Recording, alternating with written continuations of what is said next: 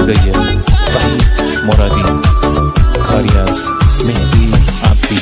پلنگ وحشی بی من دستیا کردی، یار جنگی من، شلوار پلنگی من، خالش و روزارم بر مسیا کردی، یار جنگی من، شلوار پلنگی من، حسی که به تدایمت برگ برند دوه، یار جنگی من، شلوار پلنگی من، این جنگی کاتی عاشق تا که زندوه، یار جنگی من، شلوار پلنگی من. همه منطقه جنگ، همه تیر و تفنگه، رگبار فشنگه، هر خمت تاریکا داره مثل پلنگه، آماده جنگه، آماده جنگه. همه منطقه جنگ، همش تیر و تفنگه، رگبار فشنگه، هر خمت تاریکا داره مثل پلنگه، آماده جنگه، آماده جنگه. پخش در کانال رسمی استریو مهتر.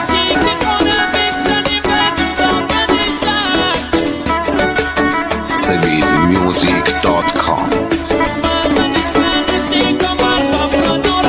جان دلبر پلنگ وحشی بی من برا دستیا کردی، خلش و روزارم ببر مسیا کردی، یادش بخیر.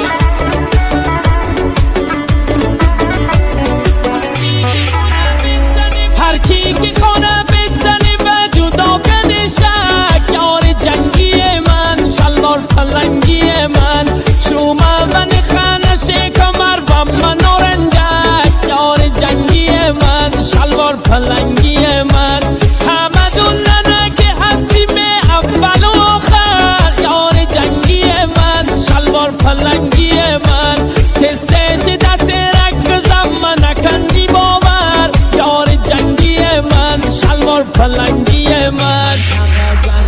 همه منطقه جنگ، همش تیر و تفنگه، رگبار فشنگه، هر خنت تاریکا داره مثل پلنگه، آماده جنگه، آماده جنگه. همه منطقه جنگ، همش تیر و تفنگه، رگبار فشنگه، هر خنت تاریکا داره مثل پلنگه، آماده جنگه، آماده جنگه.